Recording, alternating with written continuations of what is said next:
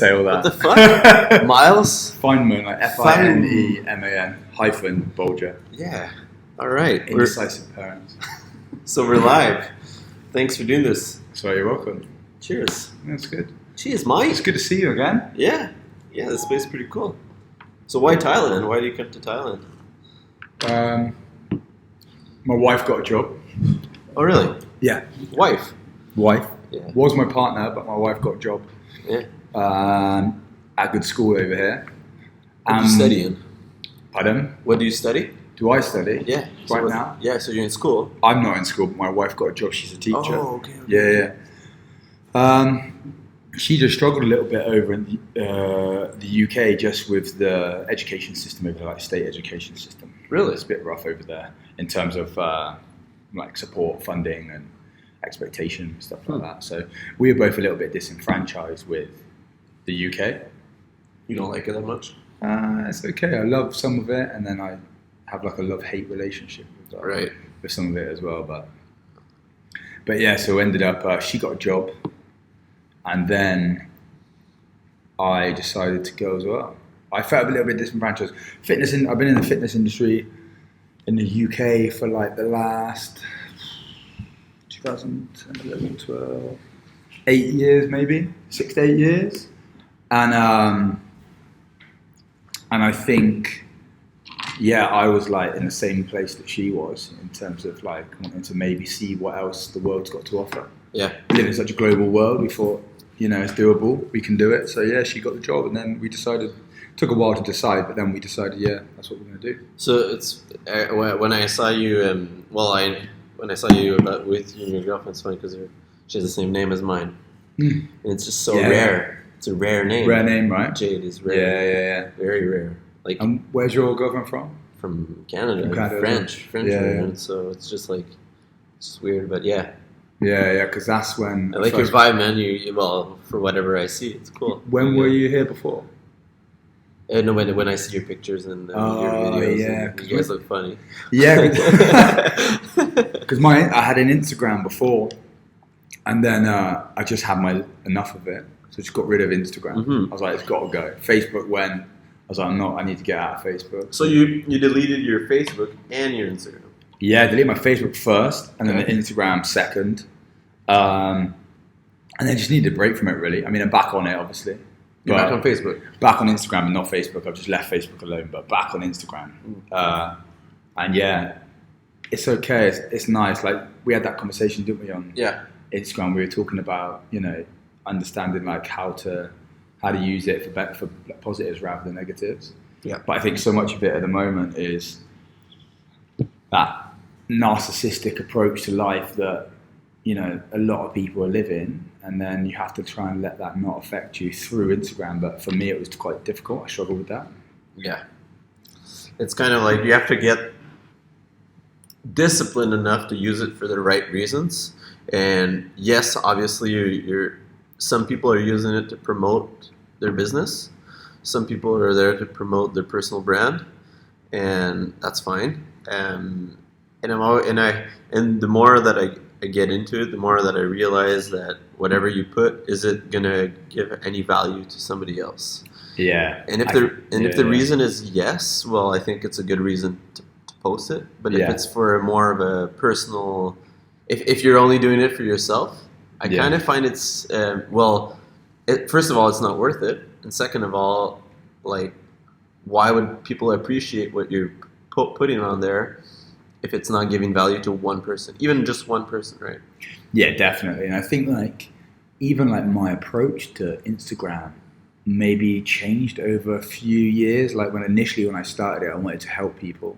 Yeah. Like just to maybe teach people maybe how to stretch, maybe how to eat a little bit better, and maybe also be like some sort of role model so that people could look at themselves and then look at someone else and then maybe become motivated, or just see okay, well, this person's got enough discipline to do this, or maybe I can. Like, that was originally when I had Instagram a few years and years ago, and then over time, it just, I think maybe me personally, it just turned into narcissism and more trying to improve my profile rather than actually help people. And I think when I met that, and I met myself at that stage. That's when I was like, I think. How did that happen? Realizing that was happening. Yeah. Like, how do you take that decision on saying, holy shit, this is what I'm doing? I think seeing other people do it and then comparing, contrasting like their Instagram. Another time, comparing. And I'm like, oh fuck, that's me. I was like, that everything I dislike about this, that's exactly what I'm doing, and I need to step away from that and maybe start again. So that's what I did. Yeah. It's just I think like the psychology behind social media is fascinating because it can be such an amazing tool. It can be amazing. You can reach out and you can really help people. And I have done that a few times, and people have really helped me, like mentors that I've seen on Instagram and stuff like that. And then I've seen other people change over time, and just social media changing. It's always changing. It's always adapting. But I think what I need to do definitely is change with it whilst it's changing, and then keep true to myself as well at the same time, not get lost in it. Yeah. I think that's what happens. A lot of people get lost in it, and I was like complete victim of that. Yeah. Yeah. And now the algorithm changes, so not everybody that sees whatever you need to put out there. So the implication is needed. Yeah. To create enough value for enough people is very high. I think like a fascinating part as well was when I got an iPhone. Because I had a Samsung for the last 2 or 3 years. And on my iPhone, you can look at your time you spend on apps. And I was looking at it, and I was like, shit, I'm spending so much time on social media, on Instagram. I was like, I could be reading, I could be doing anything to better myself other than just staring. Because you're not bettering yourself. You're just staring at other people's shit that you're trying to compare to you are getting inspired, and you are learning some things, but you're completely replacing any discipline that you could potentially have with looking for motivation in other places, which doesn't work. You just lost. On this trip in Thailand, after 1 week, I received a notification on my phone, and it said, you have passed, congratulations, you have passed 3 hours less this week on social media. And I was like, but I'm kind of on it. On this trip, I'm kind of on it. That's all I have to do. Read, train, work. I don't have any clients that I'm training, so and I still have done 3 hours less. What the fuck? Especially when you calculate it. I've got quite an obsessive characteristic. So then I was like, well, I've spent 2 hours on Instagram today, and I'm like, okay, so over the week. That's 14 hours. Yeah. And I'm looking at all the years I've had Instagram. I'm like, I've literally spent days and days just staring, scrolling down my phone. And when, I could be doing some prehab work, some rehab work, I could be messaging clients, I could be sorting emails out, I could be writing content, writing a book, I don't know. Yeah, I could be doing anything. I could be helping someone in the street. I could be chatting to anyone. Make some food. All I'm doing is scrolling and liking stuff. When most of the time, what I really want to do is unlike stuff. Yeah. I wish we could do that. I wish we could do that. I'm waiting for that. The thumbs down.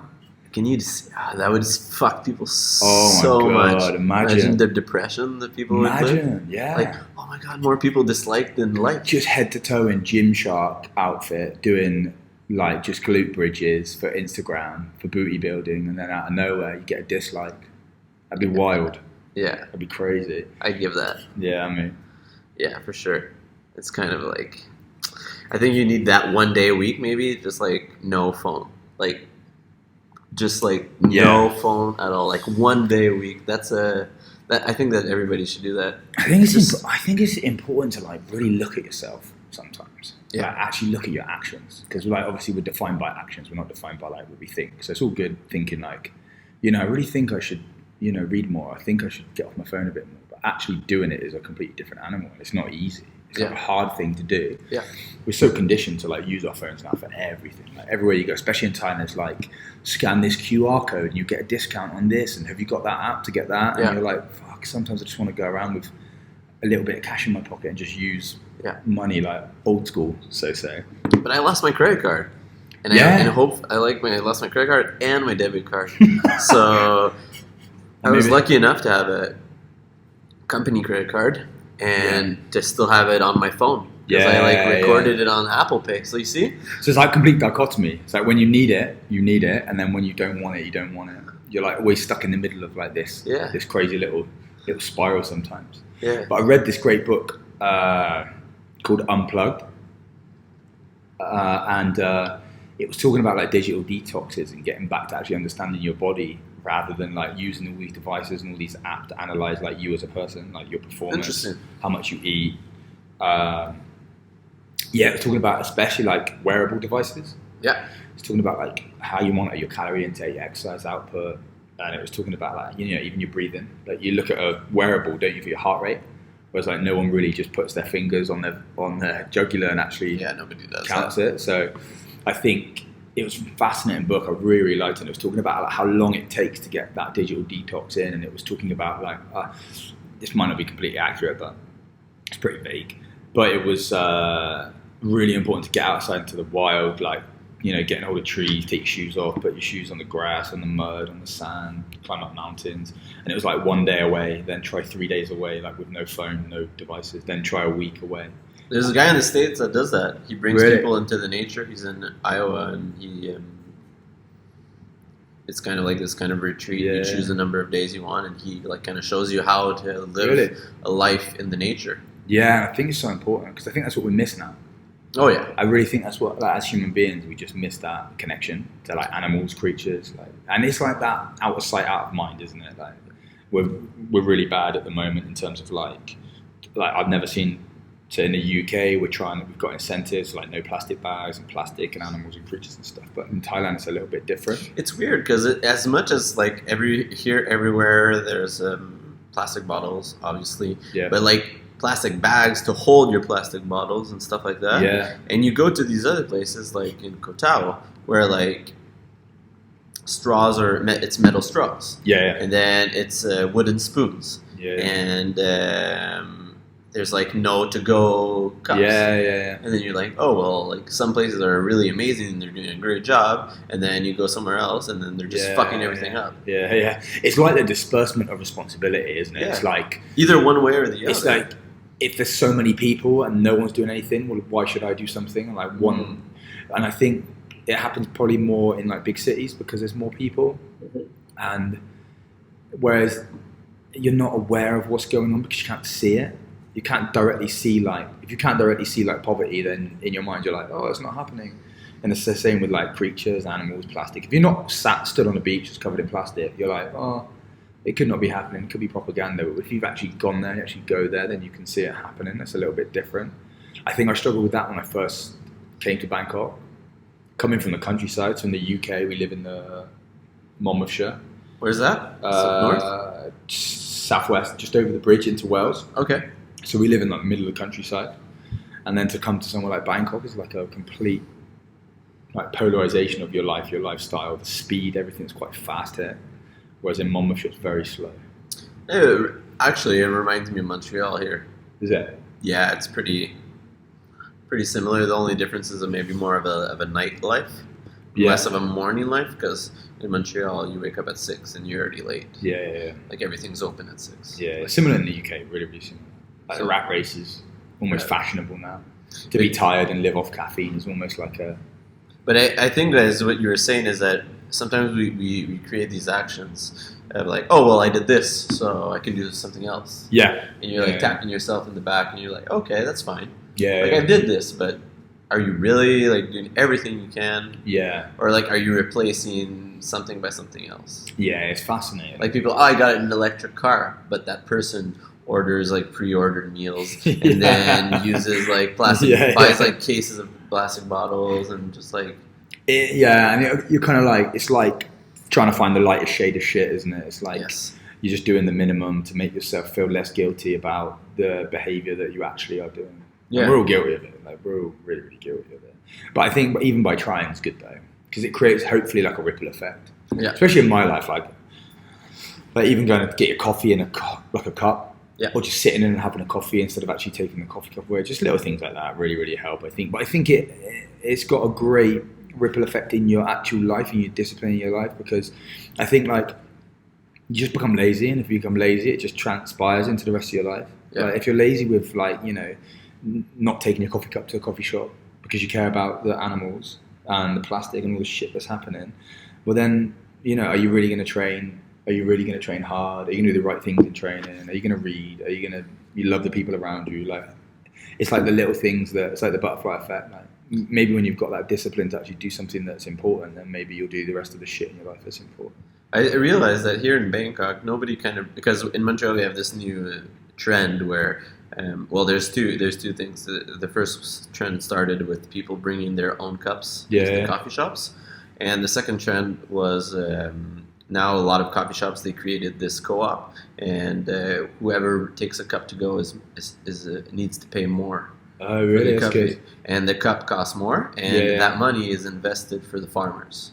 That's clever. So a lot less people buy cups now. Yeah. And I didn't see this here, this kind of approach. And I find that, and I always thought that Asia was kind of in front of a lot of other trends. They would be the first ones to kind of do this kind of stuff. And I didn't even see people with cups. Yeah. Well, maybe, but not that much. Well, bring your own. Yeah. I think it's changing. It's definitely changing. I see more of it, and I see more incentivization through companies and stuff, which is really, really important. Because I suppose that's the first thing you want to change, isn't it? Is you want to start changing people's behavior. Yeah. I mean, it's clever. I mean, the government are clever because they're obviously doing it and they're pushing it on. That's how they're manipulating people's behaviour to change, right? So, making you pay for a plastic bag. Yeah. You're going to stop taking your plastic bags. You don't want to pay like the UK. That's how it costs in Canada. Yeah, UK's 5p a bag now. Yeah, there you go. Yeah, which is important. It just changes people's behaviour. Yeah. But changes people's behaviour for the better, I think. Yeah. Not for the worse. It's not manipulating people. It's just giving people a little nudge in the right direction. Yeah. People don't want to spend their money on plastic bags, do they? If they're free, you can have loads. But if you've got to pay 5p for one, you're gonna take your own bag. Yeah, it's the same price in Canada. Yeah. So when you deleted your Instagram and everything, when you told me that, I kind of I was weirded out. I understood the reason behind it, but how did obviously that's one of the ways that you could get the people that you train to know who you are and what you do. So how did you kind of maintain that relationship with your future clients, your actual clients? How did you rebrand all that? So current clients that I have in the UK, I'm close to them. Yeah. So I don't have more than 10 remote clients in the UK. I feel as if 10 people I can give quality to, I can keep on top of, I can make very good connections with people and try and get deep rooted relationships with those people. Any more than that for me, I've had before, I just feel as if I can't manage that many people well. I just don't have the systems in place to be able to manage that people well. Yeah. So for me, when I got rid of my Instagram, I think it was more of a relief, a weight, the pressure to maintain those relationships. And I lost a lot of connections to people that I would only talk to through Instagram. But I probably convinced myself, but I was well, if I don't maintain those relationships away from Instagram, then maybe they're not important relationships to me. Yeah. And a lot of people that I still speak to on my other Instagram now that I've got I don't have that many followers or that many people, and I just feel that's just more about a personal Instagram rather than a coaching profile or a personal profile. So I think trying to make the connections I lost, I think I will get if they're important, and I'll get those back if they're important connections. Yes. They'll find you, or they'll find me, or I'll find them, or we'll stumble across some sort of crazy way, or happen where it won't be just a quick fix. Yeah, it'd be fascinating. But at the moment, my focus isn't guided towards online coaching, getting more clients. Yeah. My focus is on improving the service that I'm providing to the current clients I've got. Mm-hmm. Also coaching here at Arena, and then I'm studying at the moment as well. So I'm juggling those three. What are you doing now? I'm studying social psychology in Bangkok. Open University, so based in the UK. Oh, really? Yeah, you can do that. Yeah, but study remotely. It's all online. Yeah. So you're kind of all into that. So it's kind of this is your process. You're kind of learning these things that you read. Yeah. And then you kind of using it through your personal life. Yeah, maybe that's why that you're making all these connections. I think, and understanding like why, like trying to understand why people do the things they do, and I understand like why I do the things I do because I'm part of they. Yeah. Yeah, I'm part of like society. I'm part of the big system that we live in. And is this a new degree that you're doing? It's a new degree. So you did you do a degree in exercise? Yeah, the sports coaching. Okay, and then you just like want to bring it up to another level. Yeah. Psychology. Yeah, definitely. I want to open up like a new avenue. I spent a lot of time in the fitness industry, and I still want to be part of that. But I want to bring more to the table because for me, training is not about like my personal training, but coaching for me, like I've always been a coach first and then an athlete second. That's always what I've done. I've always wanted to help people and then, help myself then. And I think maybe with coaching, especially CrossFit coaching, you can help. It's very active. You can actively change people, but they've got to be in your presence. Yeah. Whereas I think like the more I can understand about the social psychology, I can understand like why people are making the decisions they do, whether that's to perform at an elite level or maybe that's just to become healthier and fitter. Yeah. So if I can understand why people are making the decisions they do, then maybe I can make more of an impact rather than just like a one-to-one coaching scenario or like group coaching scenario. I think that it is more important. Like you could have the perfect program, but if your approach to taking time and kind of showing what are the distractions that the people could have to maintain their focus on their program is even more important than the program itself. Yeah. Because you could actually just do whatever kind of workout on a board and it would be better than doing nothing at home. 100%. Obviously. So and then how you approach it as well is really, really important. What's going on behind, like once you lift the lid on people, like once you just delve in deeper than just like what they do on a daily basis. Like there's a great, I think it's like Indian philosopher, and he was talking about like you are the leading role in your life. No matter whose life you're interacting with, you're the star role, right? So you're in control. But then we forget that other people, they're the lead role in their life. So you're quite insignificant in somebody else's little world that they're playing their lead role in as well. But I think you can definitely be a big part of other people's lives like that. If you forget that you're the lead role, if you forget how important you are, you can then start helping other people. But you have to understand why people are doing the things that they're doing. Interesting. Yeah, but I think, especially like the mindset of training in Thailand, there's the big cultural differences.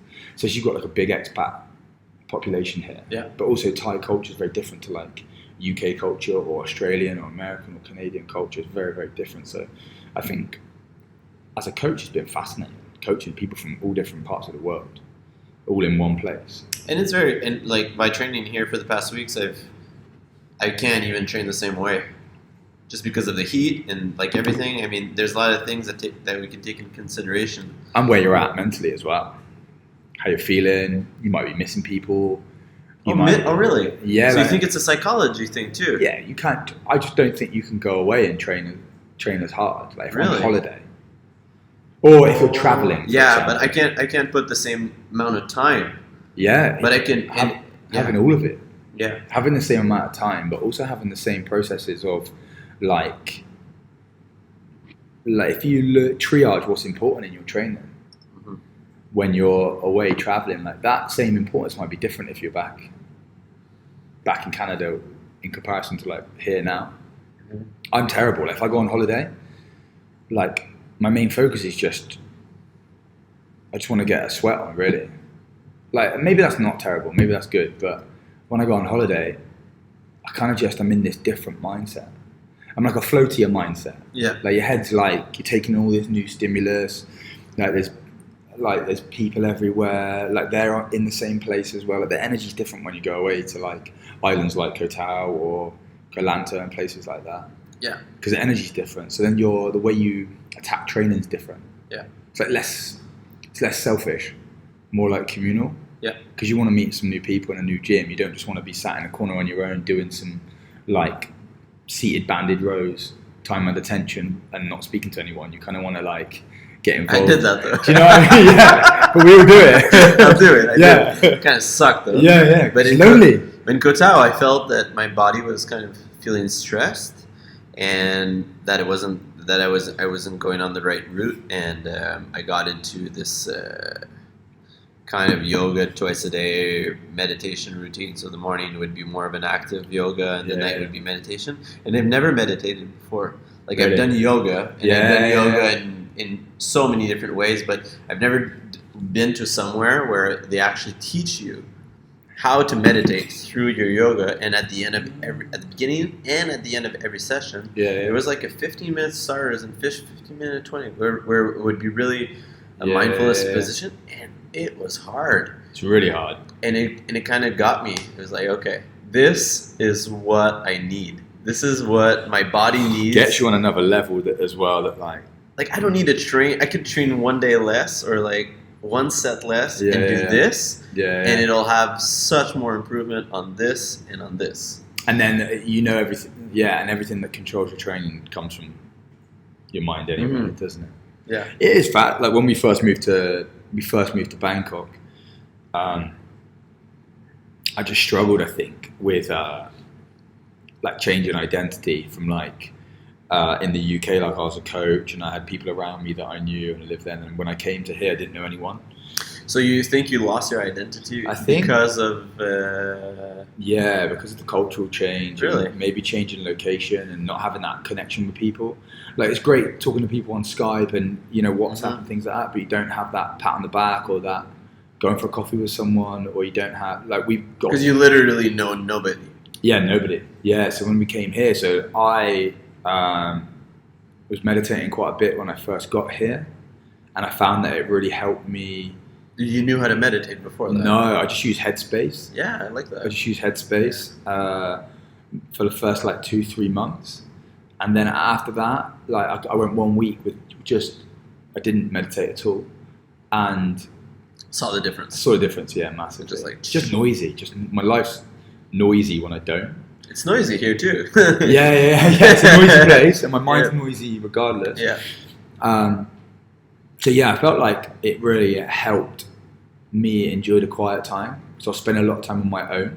I was coming into the gym, I was training, I was seeing people, but obviously my wife was teaching, so she was out all day, and I was just started my studying. So I was studying, looking after my clients, but then there'd be times in the day where maybe an hour where it's just quiet, it's just me. That's fucked up, man. Yeah, you gotta get used to that. Yeah. It's really fucked up. Yeah. So it was like that time where you're you have your lunch and then you sat there and it's quiet. And I mean, you can let the demons in if you want. Do you know what I mean? And you can do that. And it can be hard when you sat, when you're sat there on your own and you let all these demons in, you start questioning everything. Like, why am I here? What am I doing? And that really helped to pick it apart, put it in not categories, but just break it all down and understand it more. I think that really, really helped. Definitely helped me. But now I keep on top of it. Maybe 2 or 3 times a week I meditate. And the rest of the time, I'm busying myself. I'm trying to be productive, not busy. We can all be busy, but I'm trying to be a bit more productive with my time. But my girlfriend uses Headspace every night. Does she? Yeah. Yeah, she started that, and you know what? I downloaded it. Yeah. Haven't used it yet. Really? So it's kind of I think I'm still in that process where I still think that I don't need it. Yeah. And then I did a week of super intense, I'm like that. I just like to go all in to things. Yeah, I'm the same. For me, training is not only one time a day. And it's stuff like that, but at some point it's not sustainable. So I think that I haven't been doing meditation or yoga for the past one day. Yeah. And I feel that maybe I'm going to get to that. I don't know if meditation you need to keep doing it every day. I don't know. I'm not an expert. But I just think sometimes you could probably just open yourself up a little bit using meditation, and then it can help rewire or maybe sort a few things out in there. A lot of people that do go to ayahuasca and things like that, where they open up their subconscious and they deal with all the demons that are deep down inside. I think also meditation is another way that you can tap into that subconscious. Yeah. Just to try and deal with the things that you oppress relentlessly. Because your body's going to come out. I listened to this really good book, oh God, I can't think of the name. And it was talking about like repression of emotion. So it's talking about like when anything happens to you, like anything traumatic, it could be like small trauma or big trauma. But like, if you come up to a confrontation in the street with someone and you don't deal with it how you wanted to deal with it, and you repress those feelings, it's going to come out in another part of your body. Like, your guts normally are a pretty big one, aren't they? Yeah. So you can have problems there, or, you're going to pick up a little niggle or an injury or something like that. And a lot of it probably can, I'm just speculating, but can be to do with repressing emotion. And I think like meditation or, whatever you want to do, eating edibles, whatever you need to do to get into that subconscious and like level yourself out, is probably a good thing rather than a bad thing. I think we kind of like act in a way in life, like as what we expect of ourselves and what we expect from others, and we kind of hide some things that we want to say. We don't always speak up to what we think. Yeah. And it could be as much in a negative way as a positive way. And, I think that's what I love about stand-up comedy. Really? Yeah. You relate to that? I really, like, if I had to choose anything to watch, it would be stand-up comedy. Because it's on the edge, isn't it? It's like on the edge of like upsetting people, also talking about like the truth sometimes, also situations that we've all been in. A lot of it was like, I think it's like Freudian psychology theory that said like a lot of deviant behavior can come through in like comedy, like jokes, for example, jokes that we know we shouldn't laugh at, but we laugh at them anyway because we're thinking the same thing, but we just don't say it. Well, if you're in the train and there's a bunch of people, I kind of always dreamed of like I haven't done it, but just starting to talk to people. Yeah. Like, why is everybody, like, everybody's on their phone now. Yeah. And you could just see that. But, like, I kind of just want to, like, yeah. Like, hey, how's it going? Do you think people did, like, 50 years ago? Or do you think we're just nostalgic about, like, times? It's just weird now. Yeah. It makes or at the restaurant, like, I find that the people are on their phones. And sometimes I realize that, oh, that's maybe me. Yeah. So now, like, your kind of restaurant means, like, no phone, but you still see everybody around you doing it, and you're just like, is this the norm, or should I just go tell them, like, why don't you put your phone in your pocket? And then, I think that's like a big frustration that about technology, maybe. Like, technology is just getting better and better, and you can't control it. It's like this wild animal that's just getting like bigger and bigger and more. And advanced. We're not into that. And our field is like health and fitness, so it has nothing to do. And I really struggle to see like families on their phones with the kids, and they're glued into there. But then also like you don't know what they've been doing all day, and you don't know the life that they're living. They might be having problems like in their relationship, or they might be having problems with their children, or there might be so many issues. And you know what? At the restaurant, maybe for 10 minutes, they just want a little bit of space from each other. So not judging by... That's a good thing, though. Which is really, really hard to do, because I'm the same, and I'm like, God, why is that? Maybe it's the only time of the day that they actually got it out. Maybe they've had a really shitty day, and they've been at the park, and then something terrible's happened, or they've all had an argument, and then all of a sudden they've gone out for dinner, and they've just got like 10 minutes just quiet time, and each one of them wants to go on their phone, to play Candy Crush or whatever shit we do on our phones. And maybe that's just the time that they get a bit of space. But it's hard not being judgmental in a world which encourages you to judge people, right? Yeah. If you look at television, radio, I didn't think about that. Yeah. Any game show you think about on TV, we have like X Factor and stuff in the UK, right? Just judging people, giving people red lights all the time, like just by looking at people. Yeah. Like, are we conditioned now to judge people straight away and judge other people's behaviours? I think sometimes I always think when I feel myself doing it, I'm like, I've got to get off my pedestal. So do you think the fitness industry has kind of failed the reason why it exists? I mean, like... The fitness industry is like a labyrinth. It's like a labyrinth, isn't it? There's a lot of... Just fucking bullshit. Yeah, there's a lot of like good stuff out there that isn't shared. There's a lot of good coaches out there that aren't shown. But there's also very bad coaches, good coaches. I mean, it's kind of like you say, it's a labyrinth. But I mean, I just think there's a lack of transparency. Like especially like fitness industry, there's a big lack of transparency in terms of like what you're doing and what you're trying to do, and how you're perceived by other people, and like what health and fitness is and what it means to different people and why people train. we need to understand all of that, and then you can maybe help someone. But the quick fix industry that we live in is the problem, because people want everything now. It's a now generation. If you want to buy something, you get a credit card, you buy it, right? You want a 6-pack, then people will sell you a 6-pack shortcut. So that's like the 6-pack thing. People on Instagram will post some things, but we're also in a world where pads and steroids are the easiest thing to get. Yeah. And like some of them are a lot better than they used to be, so less dangerous. It's still gonna fuck you up, but like how do you even know how you're comparing yourself with maybe somebody that's using? I think it's a rabbit hole. You're down a rabbit hole then. Like, and it's the compare and contrast, isn't it? It's like, why you train. Like, are you training to be the biggest, or are you training to be the best, or are you training to be the fastest, or the fittest, or the sexiest person in the world? And if that's the case, then you want to do performance enhancing drugs, then that's what you're going to do. Unless you're going to take part in a sport which says that it's clean, I mean, then that's a different animal. We all know that like 95% of all sports, probably, the top 5% of people are taking performance enhancing drugs, because that's what the world is now, unfortunately. But I think the frustrating thing is normal people, like people that are wanting to get into health and fitness. They work in an office like 9 to 5, they work all week, and then they just want to be a little bit healthy, a little bit fit, and be part of a community. And then they're aspiring to be people that, are on performance enhancing drugs, and they're confused at why they're not as fit or as strong or look as good. And they're like almost like got the wall pulled in front of them, because they can't actually see what's really going on in the fitness industry. In terms of like the transparency, like we said earlier, like there's not enough transparency. Like, more people just need to say, I'm on performance enhancing drugs. I'd be like, yeah, cool, that's fine. Do what you need to do. Like, I like the guys that do that. Yeah, just do like it. The guys at Westside. Yeah, super honest with that. Just do what you need to do. Like, that's fine, but don't lie and sell products to people when you're not.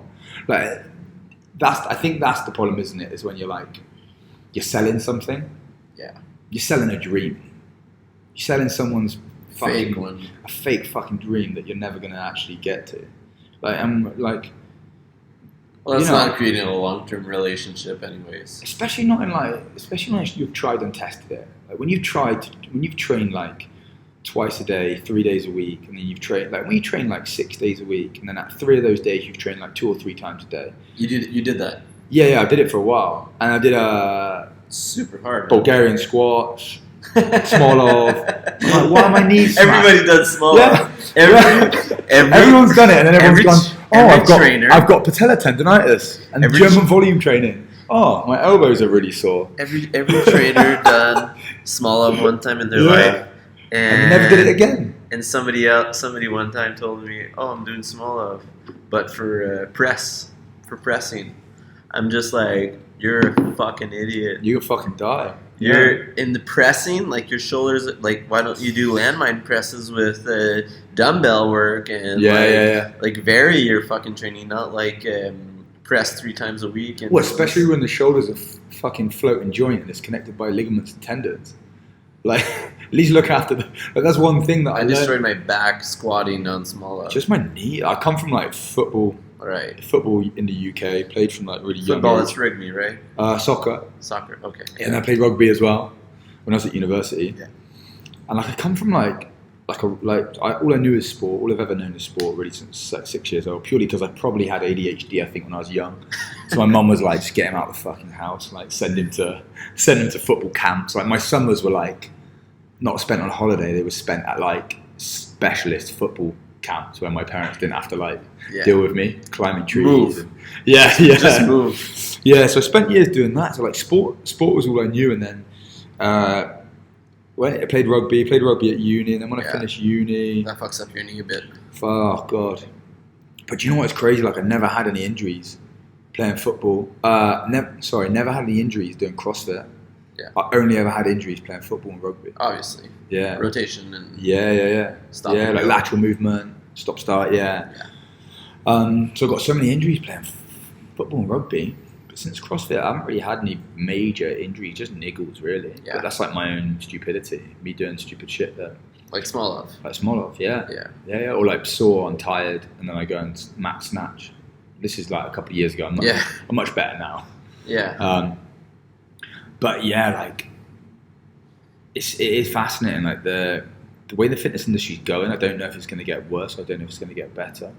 But I think it's almost like a sieve at the moment. Like, I think like a lot of bad coaches are getting sifted out a little bit. Yeah, I feel that there's going to be a shift in a couple of years, and it's already happening with the gyms. Like all the bad gyms are starting to close. Yeah. Because or either close or open new types of gym, but it's still the same process. Yeah. And I feel that for the moment that's what's happening, and maybe what's going to happen. The next shift is going to be with like more of the professionals that are. Yeah. So then it'll be like, okay, people are just gonna be tired of like being sold the dream. And they're actually, the word is gonna get out, and people are more gonna be towards all these people. But on the same note, like if you think about that, you can like for you to have the best service that you can is 10 people. Yeah. Like you still can't. You can only impact like.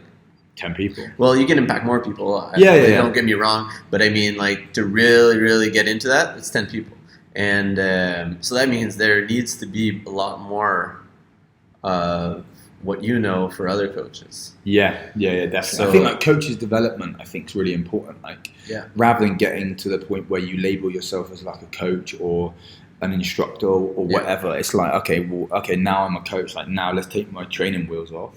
Yeah. Now let's learn some stuff. Let's read some books. Let's listen to some podcasts. Let's listen from other people. And how can I use my knowledge and empower it? Because I've read some things about how many clients you can hold, and the majority of the good guys are up to 30. Yeah. And 30 is pretty much the stop. And I kind of told to myself that it didn't really matter. Yeah. And you could take like as much as you can, as long as you take other hours out of your schedule. Yeah. And you are right when you say that that a certain amount is a max. Because when I pass that 30 amount, I just like literally find that it was a lot more load for me to do. Yeah. The amount. So now I'm like holding it to 30 and lower. Yeah. And creating these. Waiting lists, so that it's strict and stuff like that. But I mean, at the same time, like if you want to evolve in the industry, like that's it. Yeah. You're just stopping there. So these are the 30 people that I coach, and like how can you like what happens if there's tomorrow morning 50 people that write you and they need a coach, and like and then how do you triage? How do you triage whose goals fit with you as a coach, like your coaching style, and but even like how do you refer them to like another coach where like I mean have somebody kind of under you. I've done that before, and I stopped. I used to do like one-to-one sessions when I first started out back in Bristol, and then it got to the point where it was like, you know, when I first was in the fitness room, I was like a yes man. It was like, can you coach me to get better at netball? Yes. Can you coach me to be better at riding horses? Yes. In actual fact, like, no, you fucking can't. Like, you can't do that. You can't keep saying yes. Yeah. So I think after like my first 2 years, I was like started saying no, and like the power of saying no was incredible. Yeah. Not it pisses people off, man. Pisses people off, but it makes. Why? Yeah. Why? Why can't you coach me Zumba? And I'm like, because I don't know. No one fucking do that. I think like as a coach, like realizing that you don't have to know everything is fucking so important. Yeah. Get to the point where you're like, no, I don't know, but I'll find out, or no, I don't know, that's not what I'm good at, or it takes a while to figure out like what you're good at, what you're not good at, you know, and where you want to go with yourself as a coach, but not stopping developing. I think I see that a lot. I think I see like people tick a few boxes. Like we're all guilty of it. Like I'm guilty of it. We get to a point where like, cool, I've done my CrossFit level 1. Like in the UK, we have like British weightlifting. Yeah. So Marshall was telling me that. And then we have like you can do strength and conditioning level 1, level 2, level 3, level 4, and you can go to like seminars and things like that. And I think what we need to do is just that's great, like ticking boxes and getting certificates. That's incredible. But like also just mentoring people, like watching people, going and meeting new people, training in different gyms. Like don't just like get your CrossFit level 1, get your British weightlifting level 1, and just work in one gym for the rest of your life.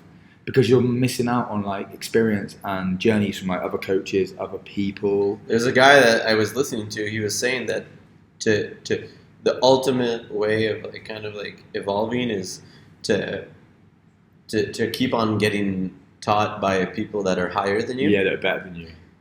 Keeping sharing content and exchanging ideas with people at the same level as you. That's so frustrating when and when coaches have got the number one thing that's going to get you a muscle up. Like you've got a secret antidote to getting you this. It's not a thing. Yeah, it's not a thing. And the third thing was to teach people under you. Yeah, to bring them higher. So there's kind of these 3 levels of. Yeah.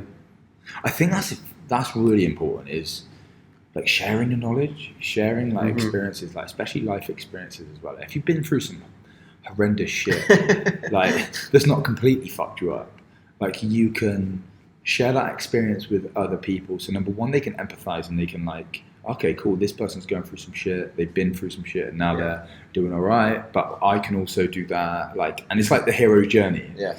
Is there any shit that you got you into this type of business? Like any things that kind of I think the fitness industry for me was like health and fitness was probably a savior from like alcohol, really boozing, like a regular young guy that kind of like went out all the time, or really abusing like university was tough. Like university I really struggled with in terms of like the juggling like relationships with people, boozing, drugs. Like university was just, it's a little bubble. Really. And then when I finished university, I continued to drink, but the university bubble wasn't there.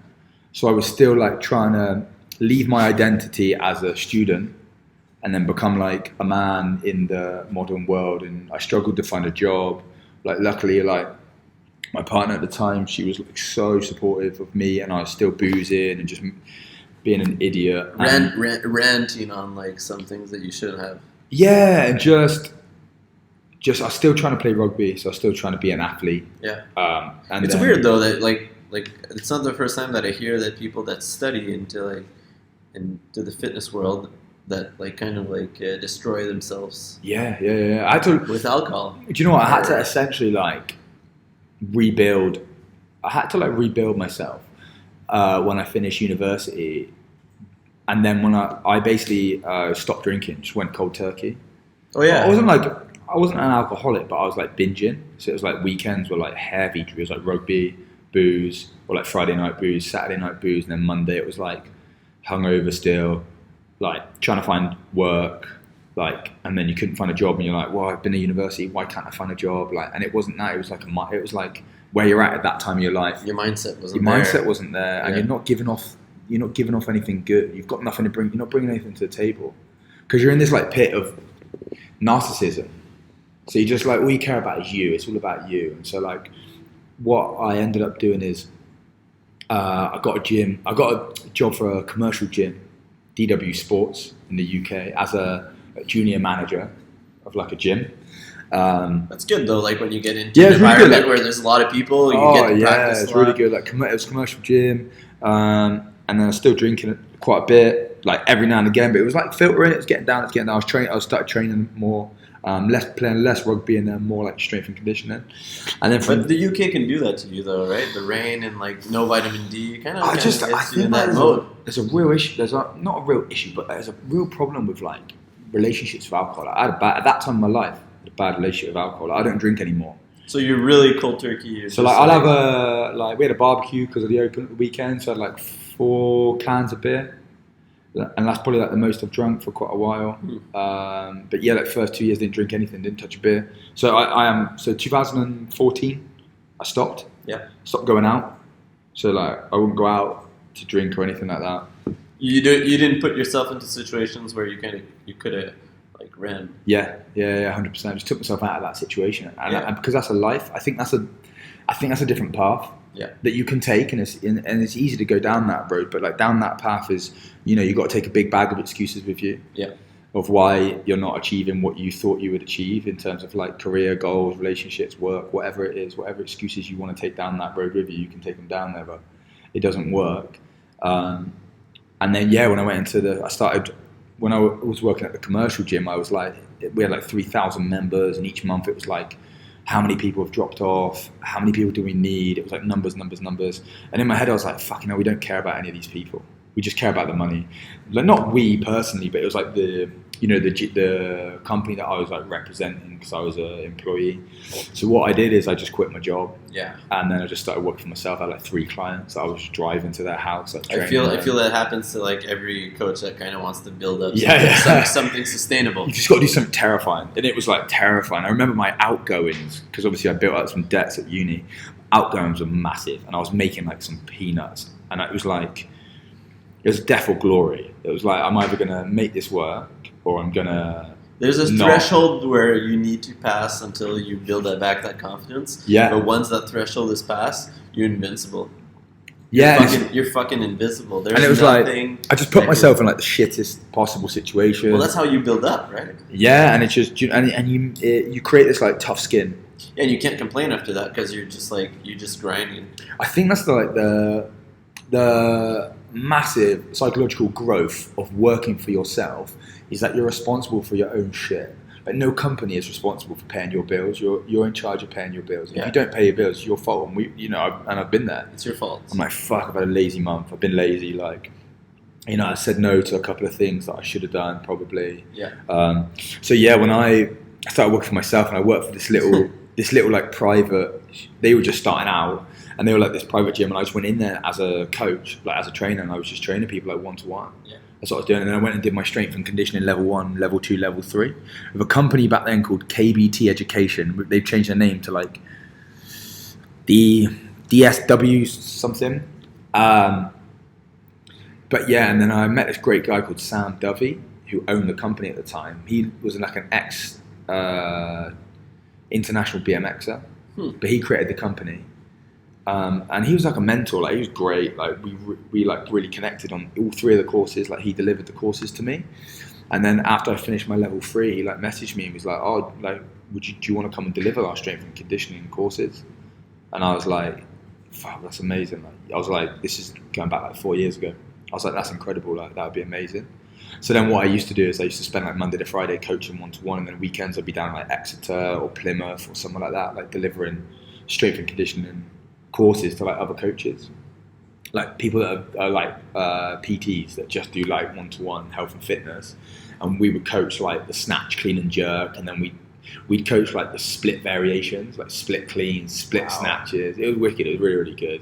And then we go through like the strength speed continuum and stuff like that. The stuff that I did at uni, but stuff that I hadn't really done for a couple in practice. Everything I've done out of a textbook, but it was like then able to like coach these guys. On the field is so much different. Power and speed is it was credit, and like we were using bands, using chains. Like, it was wicked to like actually teach these people some stuff that they could really go back and they could change their clients' like outlook on their training and stuff. And it was really, really good. Like, I'm hoping I inspired a few people, but that was like a big part of understanding the fitness industry for me. I think when I started coaching other coaches, and like, I'm not coming from like a specialist background, just loving training and loving strength and conditioning, and then being able to coach other people, and then how much it changed those. It just showed that there's a lot that probably should be done and needs to be done within the fitness industry before you can actually coach people. Like, more like intern programs, more like mentorship programs. But yeah, there's not enough of those. No, and they're not even. You know what? Like, what's funny is that earlier we said that there was so much publicity about the magic program, the magic supplement, and all that stuff. It's the same with coaching as well. There's none for like the real good stuff, where like mentoring and stuff like that. Yeah.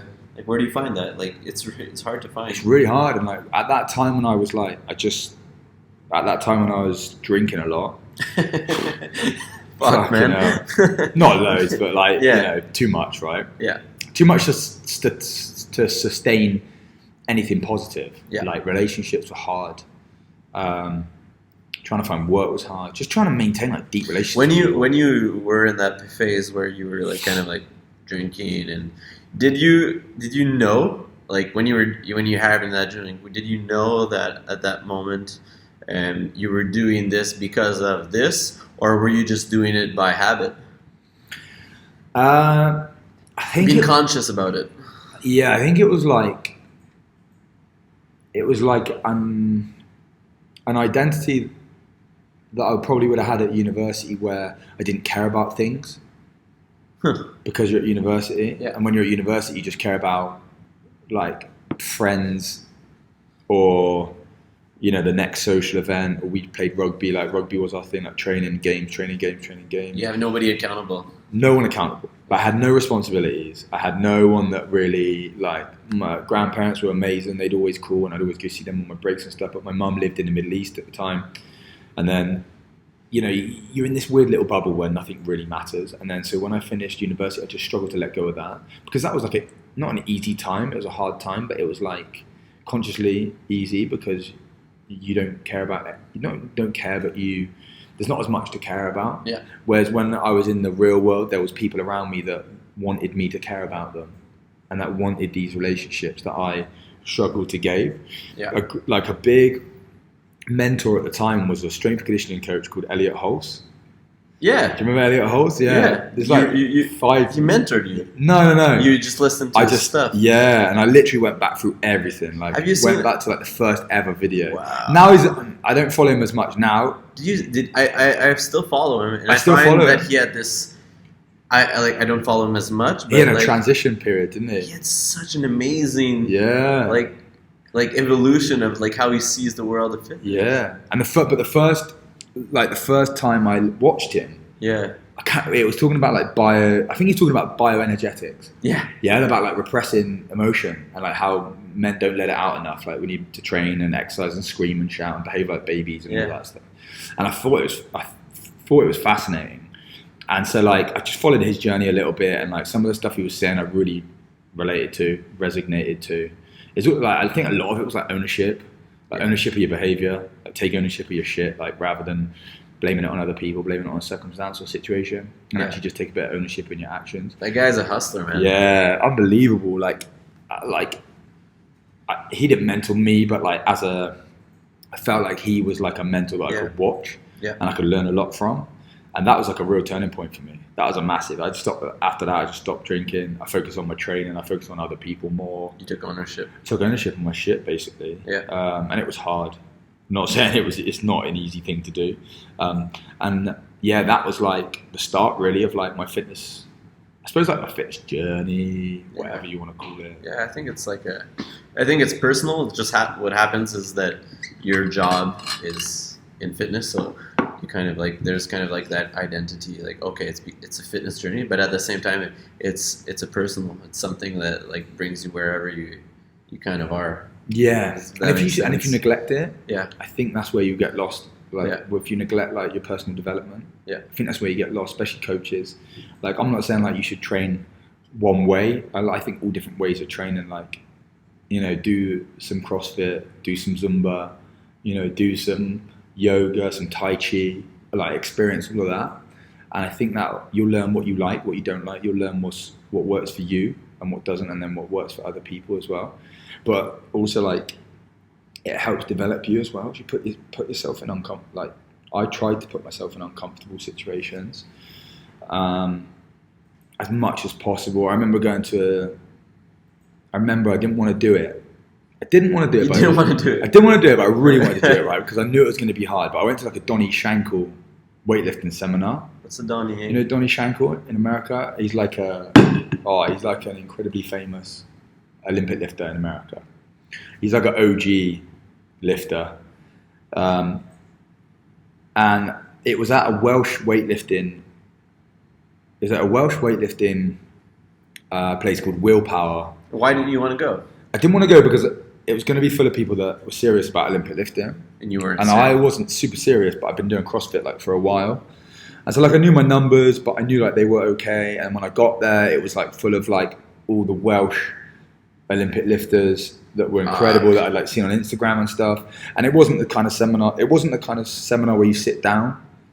It was like, we're lifting, we're moving, like we're training, we're snatch grip, socks pressing. Donnie's moving the bar about. He's like getting your lats in a good position, shoulders, hands. So he's very technical. Yeah, he's telling you that's a good position, that's a bad position, that's a good lift, that's a shit lift.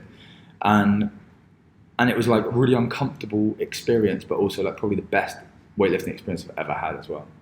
And like, I think overcoming that fear of like somebody else telling you that's good and that's bad, I think is important, and we don't do that enough.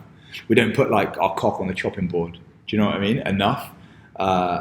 to develop us as coaches.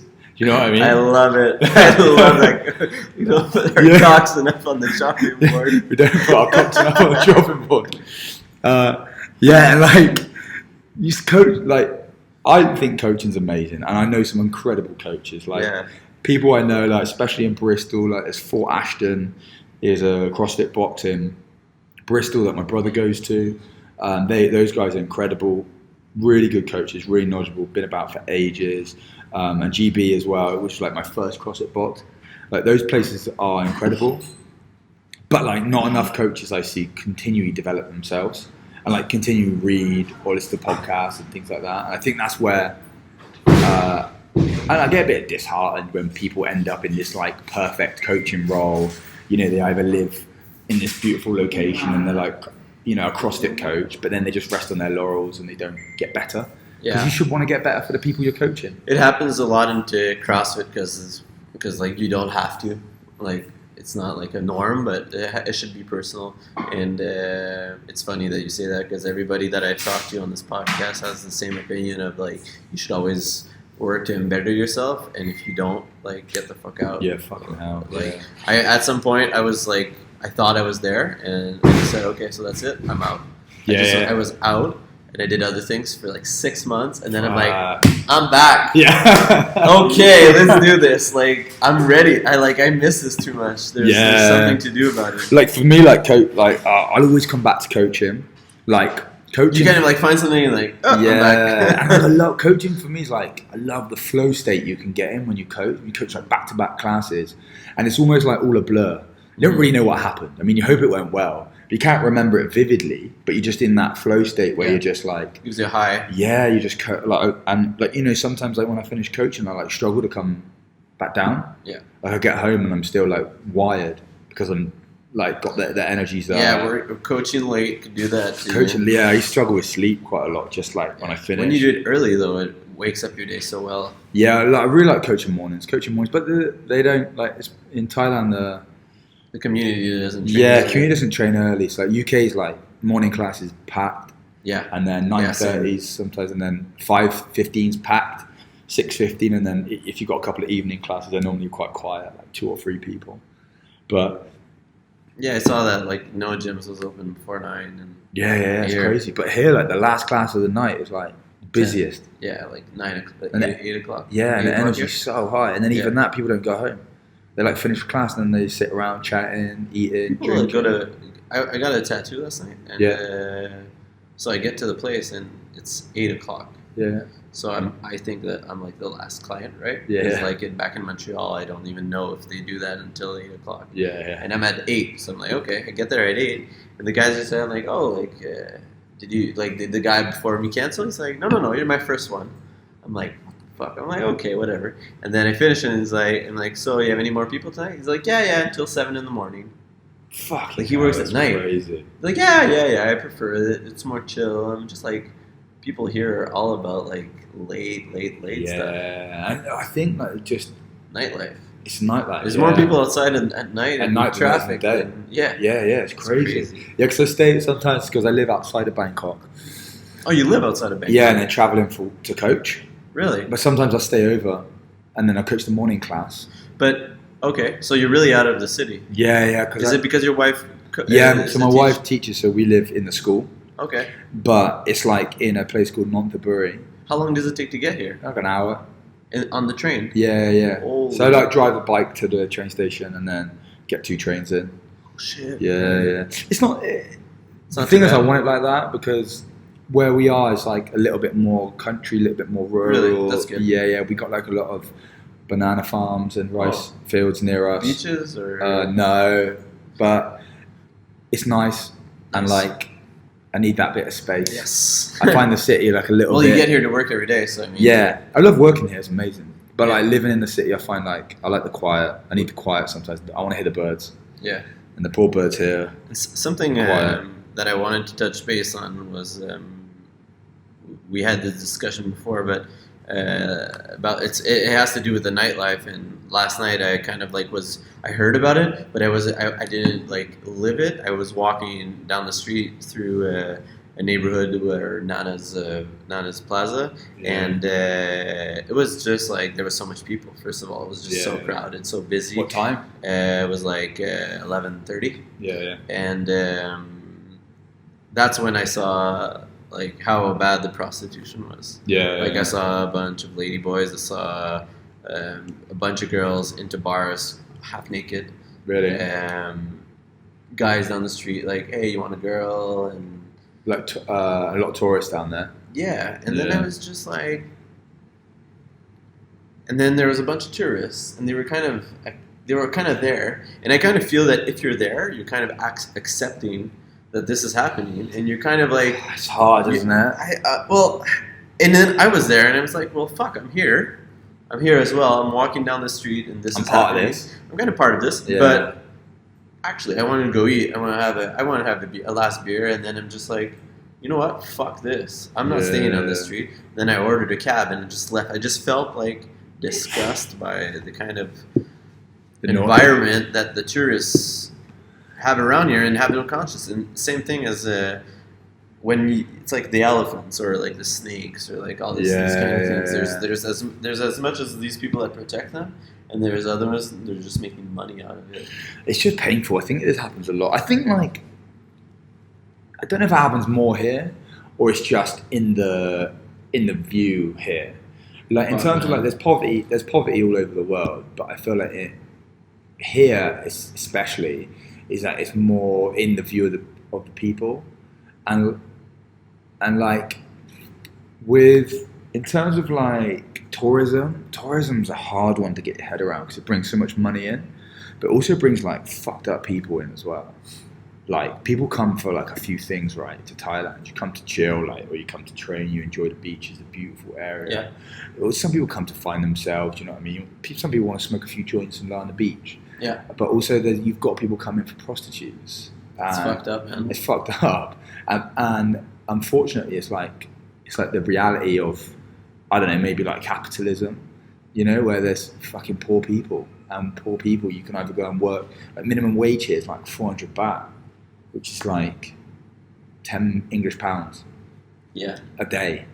So it's like, well, you can make more money as a prostitute than you can like work in a normal job. And they kind of empower it, just the way that they glamorize it, fucking glamorize. Yeah. They glamorize it as like a thing. And that, like, you know, it's like the chicken and the egg. Like what comes first, like prostitutes or the tourists that want the prostitutes or the tourists that want and then the prostitution. And it's kind of like it's painful because there's a lot of polarization from like the UK to here. Like there's prostitution in the UK and there's like deviant behavior in the UK, but it's like hidden. You don't see it. I don't know if it's worse.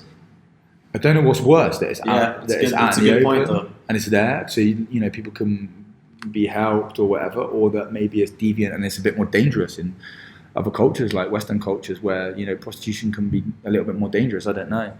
I think like I don't know. The sad thing is that we're not accustomed to seeing it. It's the same with the animals. It's the same with like the food here. Is that like if you go and get some chicken and rice, you're going to see a chicken hung up that's been boiled with his head, legs still on, and then you're going to eat that chicken.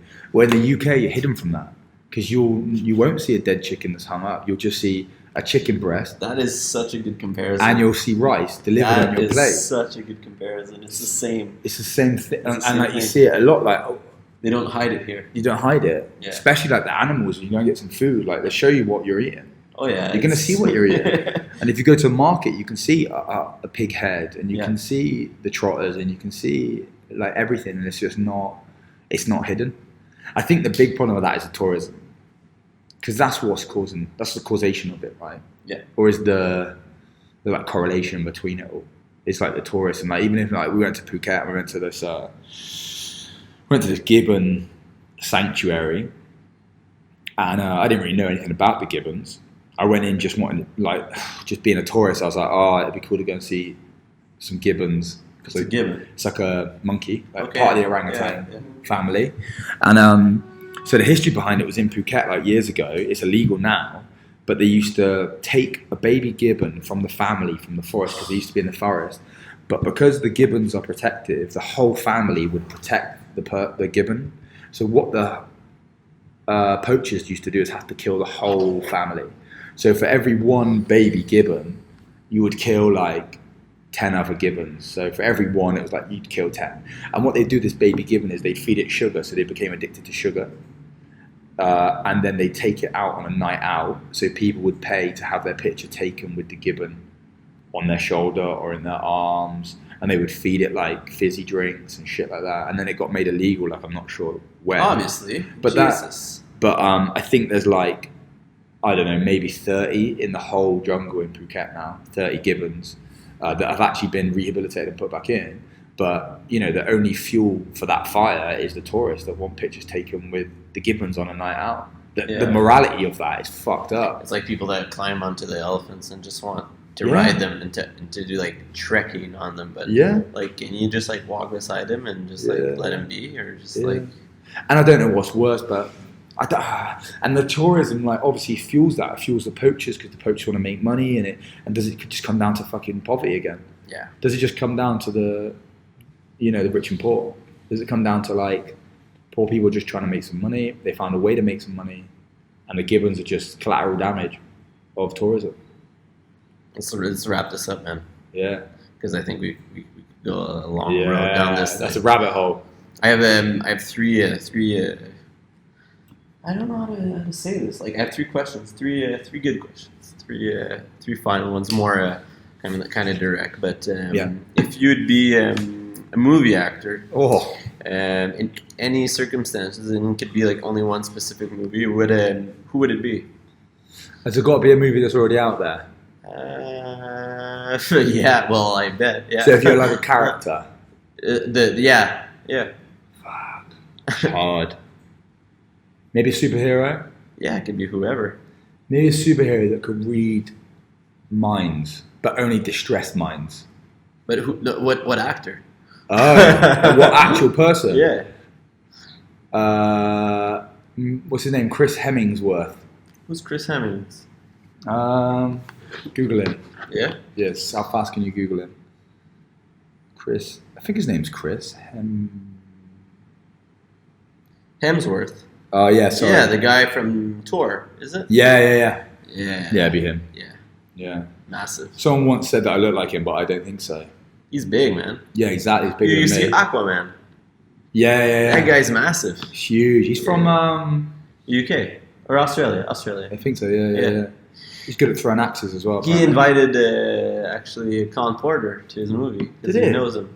Really? Yeah, it's to the premiere. What happened to Colin Porter actually? He's team now. Is it? He qualified. Really? Yeah, he's with Brendan Swan and really? Jessica. They qualified. Jessica Coughlin, Brendan Swan, and another girl. That's really interesting. Yeah, they finished first. They finished first in every workout. He's really good. He's really good for like mental health awareness as well, isn't he? Like he was a big into alcohol, man. Yeah. He's a big. All the best people are. They go through that journey. yeah. I feel that something happened.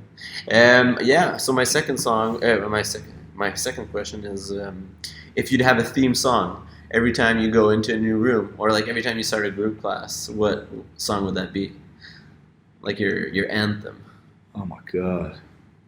Maybe the Harry Potter intro. Yeah, I like but like that. the music, the orchestra version.